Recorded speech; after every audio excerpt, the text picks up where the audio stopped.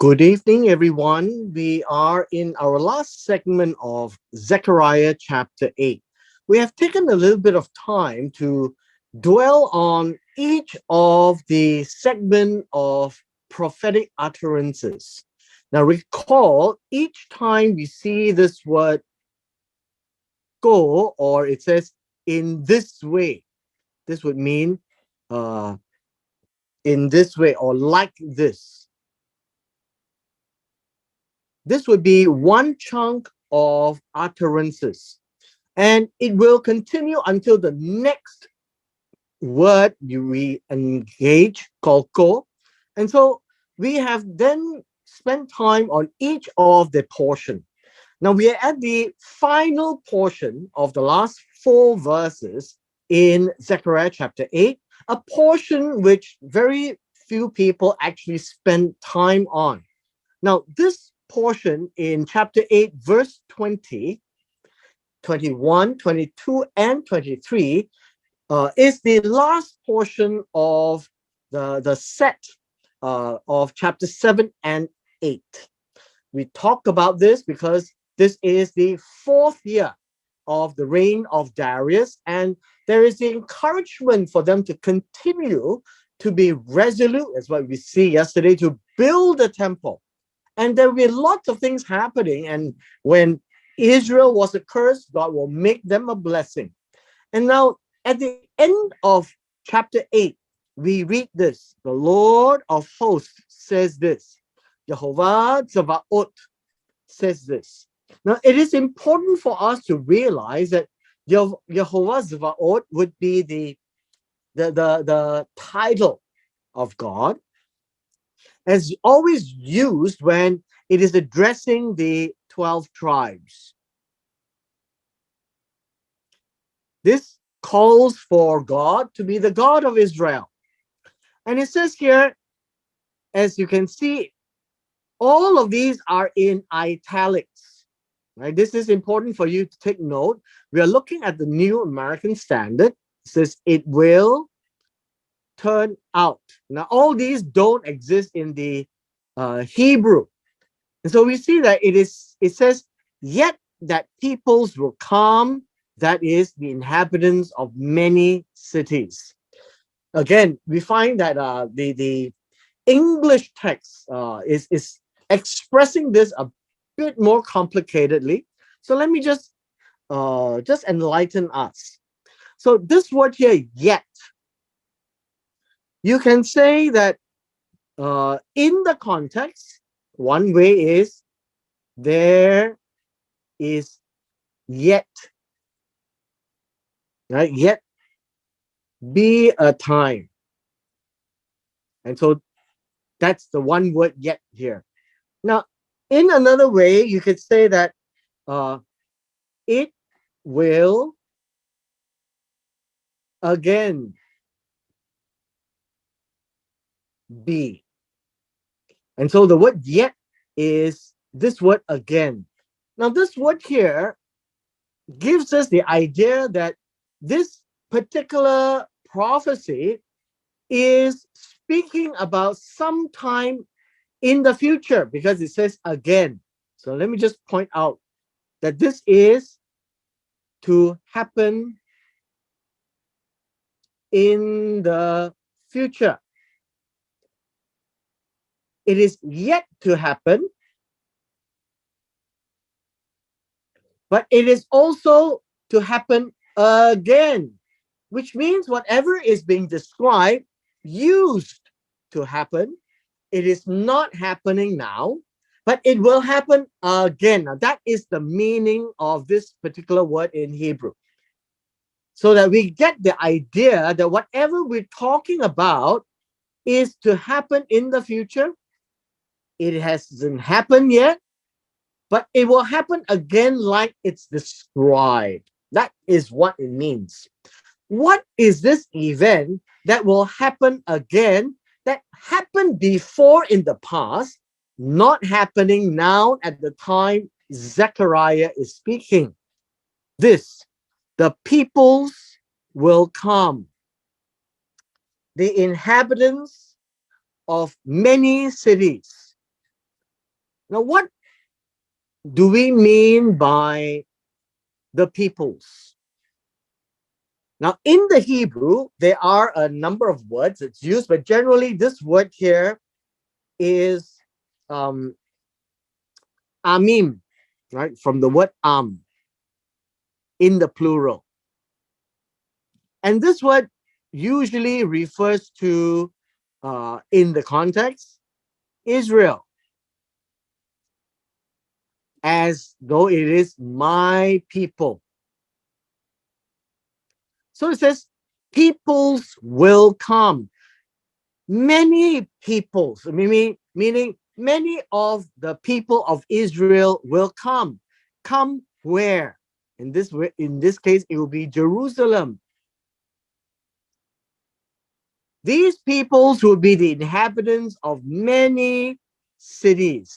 The idea of many cities would be the many cities in the land of Israel, which tells us right from the beginning of verse 20 that there will be a time when the many cities will be occupied, right? They will be occupied again.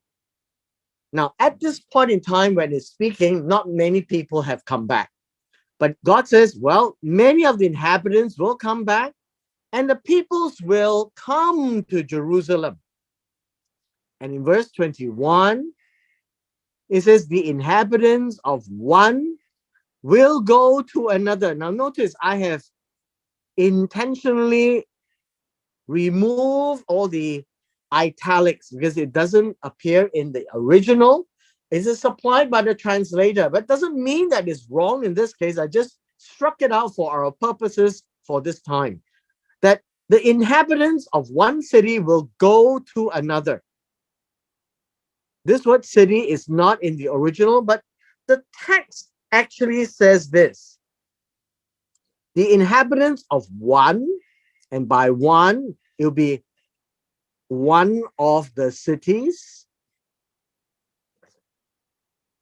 The second part will walk. The word go is literally to walk. Will walk to another what? Another city. So we are talking about people from city going to another city. When they reach the next city, they say these words. Now, these words is, let us go at once to plead for the favor of the Lord and to seek the Lord of armies. And then it says, I also will go.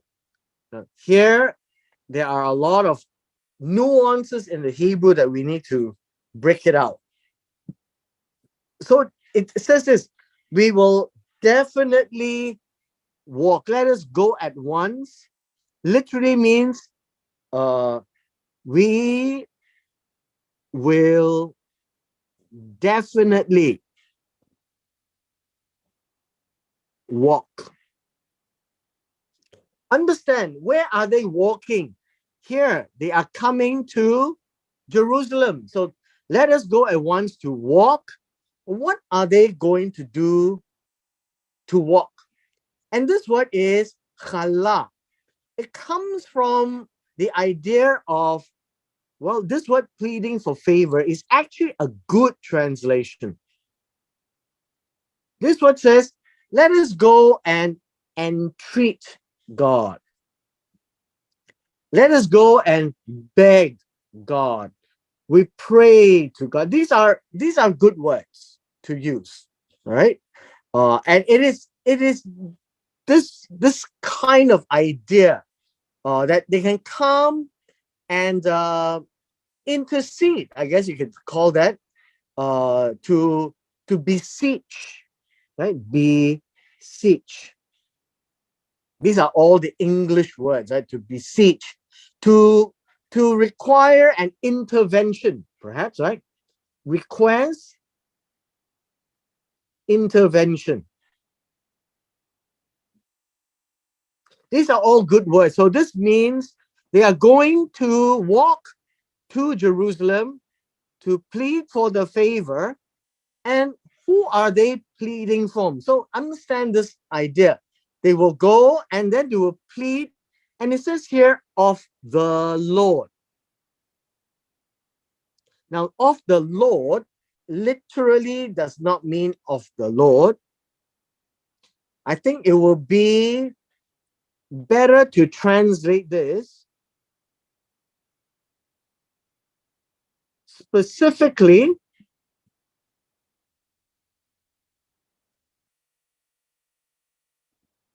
to the face or the faces of God. That is what it means. It's not just going there to plead. It is going to the face of God. And that's the literal reading of the Hebrew. And in their mind, now, where do you do that in Jerusalem? It will be the temple. And so this assumes also the existence of the temple where they will go to Jerusalem to pray. Now, this could happen shortly after they finish the temple, or even in some of the commentaries, even now that there is no temple, they look forward to the third temple. That's the thinking of Jewish commentators. But the idea here is, in the text itself, the Jews back in the land needs to go to Jerusalem, right? Needs to go to Jerusalem. They go there to pray, entreat, beg, right? Request intervention to the face of God at the temple. So I'm just supplying you with some of the nuances, right? At the temple. They don't go into a closet or lock the door and pray in quiet. The practice of the Jews are really to go to the temple. Then it says here, to seek. This word to seek would be in the, I guess, in the same mind. So let me just put it here. This part here, plead for the favor, is an A. To seek the Lord of armies is the B. They are really talking about the same thing. Now, this word bakash in the Hebrew really says that you are to search. This word seek is to search for answers. And these answers is being sought from God, obviously, right? To seek the Lord of the armies, to seek Jehovah Tzevaot. So, yes, you can see, plead for the favor to the face of God is the same as to search for answers from the Lord of hosts. So the pleading for favor in the face of God is the same as asking for answers from the Lord of hosts. So this is what they will do in the days to come, that it will again. Now, in the past, it happened, obviously. When the first temple was built, that's what they do. They go to the temple, and the temple is known as a house of prayer. And so again, so understand this word, again, they will be going back to Jerusalem, to the temple. And then the final word is this. I will also go. So it means that when the people meet with each other from one city to another, they are going to say, hey, let's go. And the other guy will say, yeah, I will come with you. That is what it means. I will come with you. I will walk with you. I will also walk. So most of the time when you read this word go, it actually means walk. I will also walk. So they walk from one city to another. And then, so let us walk to pray to God. Where will they go? They will come to Jerusalem, the city of God, the holy city of God. Now, that would be the idea that we can see in verses 20 and 21. we come to verse 22 and 23, and this is continuing from 20 and 21.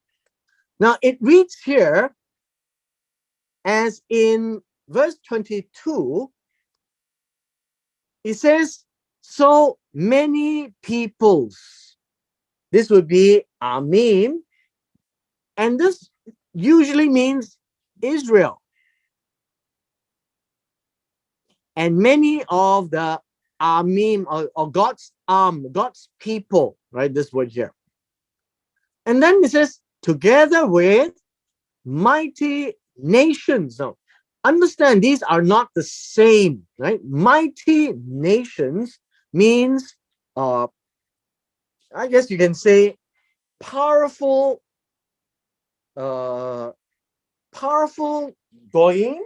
I think we could use that word. This word mighty does not necessarily mean strength. It also means countless or numerous, so that it can pair with many. The word many comes from the word rav, which means great, strong, greater, but in this case, numbers. In numbers, many people and countless nations. Now, this is important for us to note. This is not Israel. This word here is goyim. Goy is singular, goyim is plural. This usually refers to the non-Hebrew nations. Now, in modern day, we have this word called Gentile.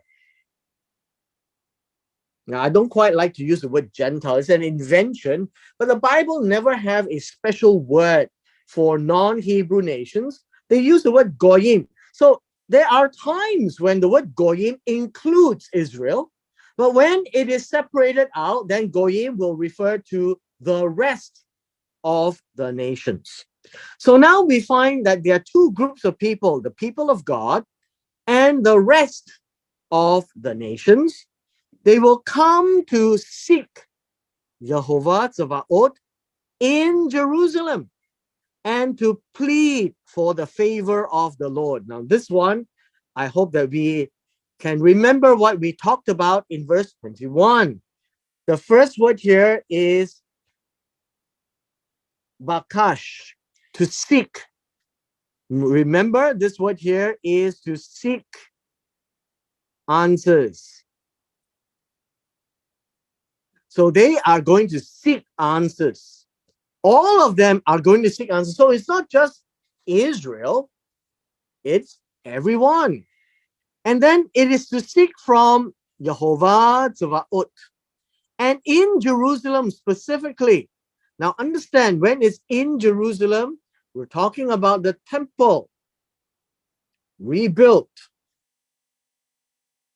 So without the temple, they won't be going to Jerusalem. Like now, at this point in time, where there is no temple, nobody really needs to go to Jerusalem because there's nothing you can do. You can't come and technically seek, right, the Lord of hosts or Jehovah Tzevaot. So people go to Jerusalem now to visit and just look at the place. But when the temple is there, then you know that it is a holy place. The second part here is to plead for the favor. Understand, to plead for the favor is the same as this. Plead for the favor, seek, seek. So we see this as a repetition, right? To plead for the favor, to pray, right? To pray, to entreat, to beg God for intervention. And so many of the peoples of Israel, and we were talking about the 12 tribes here, which we don't have the 12 tribes.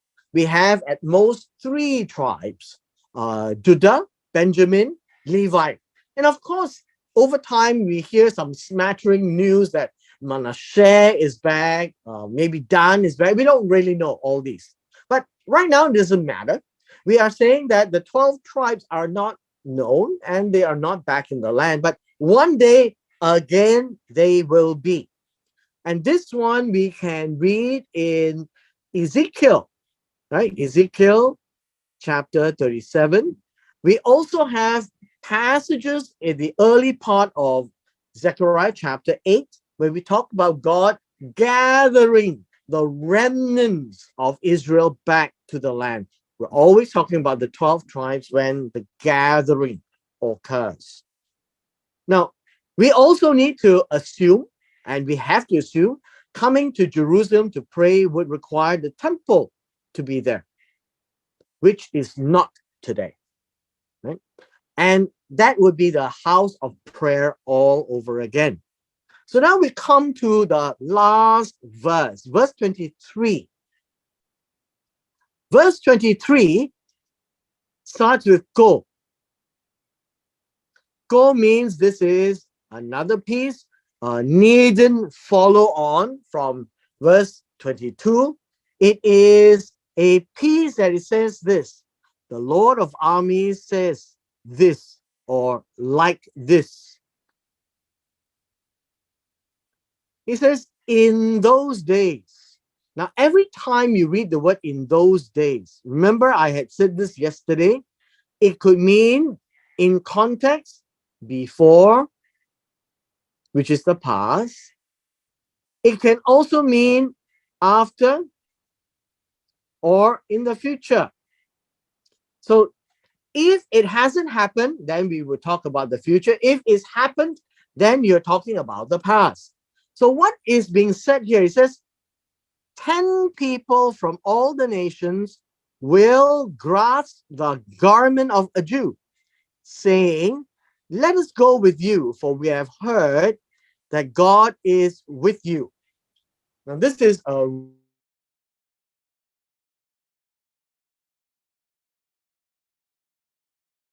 rarely read piece of explain this a little clearer.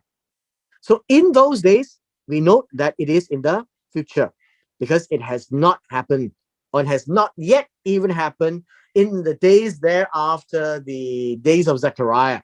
So it will be after our present time as well. It says this in verse 23, 10 people.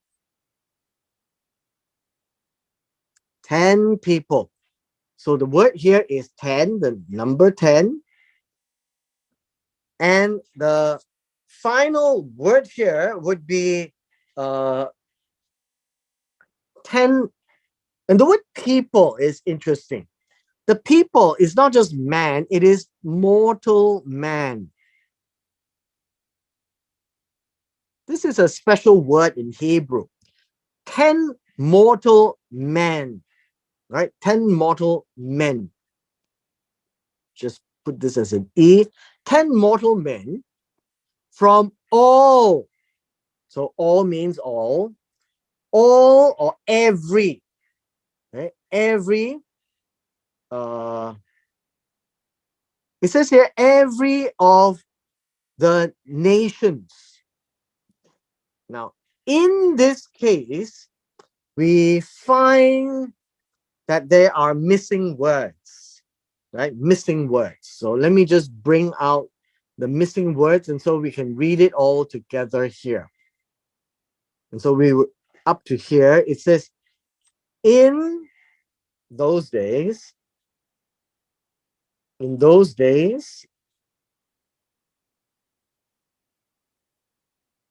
when 10 mortal men from all of the tongues of the goyim or nations, right? We translate this as nations. Now, this would be the proper translation. And that is really this marker here. You know, if you have a chance, look at the marker. And the marker says there's a lot of words in there which they didn't translate. And so it says all, not all of the nations, all of the tongues or the languages of the goyim. Now, who are the goyim? The non-Hebrew nations. So it says, in the future days, 10 mortal men from all the languages of the nations. Now, this would be of the world, right? 10 nations of the world. And then our next word here is, what will they do? And then they will grasp the garment of a Jew. Now, this word grasp is a, how should we say? It is a word similar to the word we have seen yesterday, to be resolute, to be firm, to be strong, right? To be firm.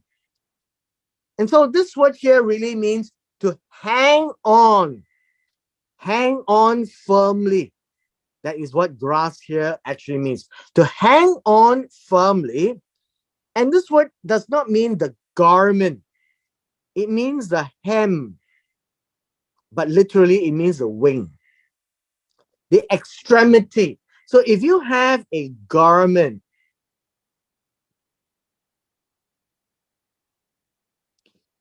the hem would be here, here, or here. And so 10 mortal men from the all the languages of the goyim will grab hold. I guess you can say the word grab hold strongly or firmly, not going to let go. That would be the idea here. And understand that this word 10, now some people, right, I will just give you as an opinion piece. Some people say that that represents the completeness of all numbers.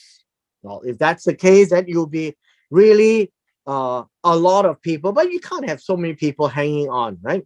So to me, I would read it as 10, right? Let's take 10, literally. 10 men from all the languages of the goyim. So it's important. This is the goyim that is being spoken about, and they are the ones who's grabbing strongly the hem or the extremity of the garment of a Jew. Now, this word Jew, remember,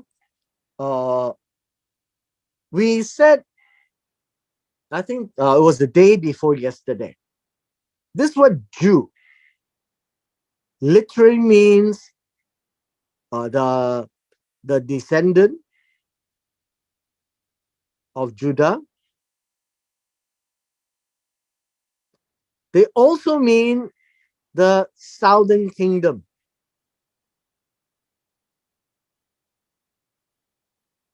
And so I had shared with everyone that the southern kingdom of Judah came back from exile, and the people within the southern kingdom of Judah came from the tribe of Judah, the lead tribe. Benjamin, that's where Mordecai came from. He's from Benjamin, but he's called a Jew in the book of Esther. And then the Levi, they are all living in the southern part of the kingdom.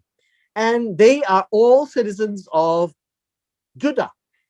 And so they are called Jews. So the idea here is they will grab hold of the hem of a Jewish person, not anybody else. So now we see the contrast between the goyim and the Jew.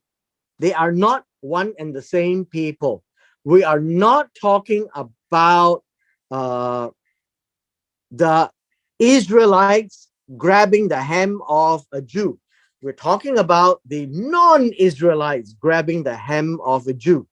But observe what is being said. The words here is, let us go with you. Let us go with you is is an expression. In the Hebrew, it says, we will walk. We will walk together with you. That is what it means. Let us go together with you. We will walk together with you. So the nations of the world, the goyim, will grab hold of the hem of one Jewish person and says, we will walk with you. So where are you walking, O Jew? Well, in the previous passages, they were all going to Jerusalem, right? To plead for favor, to seek answers. So in a separate prophetic utterance, they're saying, let us walk with you. Why? Now, this is important for us to pay attention to. It says, for we have heard that God is with you, that God is with you. And so what it literally means is this. It says, we hear, we have heard, right? We have heard that Elohim is with you. And so this word is, so God is with you. This word is in the masculine plural, you all. And so if it was a singular, you would know the word. It would be Immanuel. But because it's in the plural, then it would be Immakem.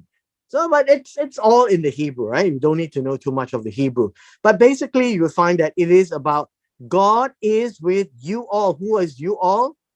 The Jews. So you find that in those days, in the future, because we're not seeing it in the past, so it will have to be in the future, 10 mortal men from all the tongues of the goyim, meaning all the different non-Hebrew people of the world, they will come and they will grab hold strongly the hem or the wing of the garment of a Jewish person. And by Jewish person, people who are living in Israel, saying, we will walk together with you. Don't leave us behind. Where you go, we will go. So let us go with you. We will walk together with you because we have heard. Now, heard in the Hebrew is a intentional verb, meaning you actually receive the sound of the messages and that you actually understand and you're doing something about it. So we have heard the news, we understand what it is, and we are doing something. That's why we're here, grabbing your hem, and we are saying, go with you. Why? What have we heard? We heard that Elohim is with you all. And so there they are in the land of Israel, going to Jerusalem, hanging on to the clothes of a Jewish person, acknowledging the fact that in Jerusalem at the temple, that God is there and we're going together. It says all the different languages, all the people of the different languages of the goyim. Now, this is now the end of chapter 8. And so we have verses that we seldom talk about. And so I did spend some time mainly to show us that translations of some of these passages is a bit difficult. And I hope that through the Hebrew examples and the explanations that we have a better understanding of these words. And with this, we come to the end of our session today in chapter 8.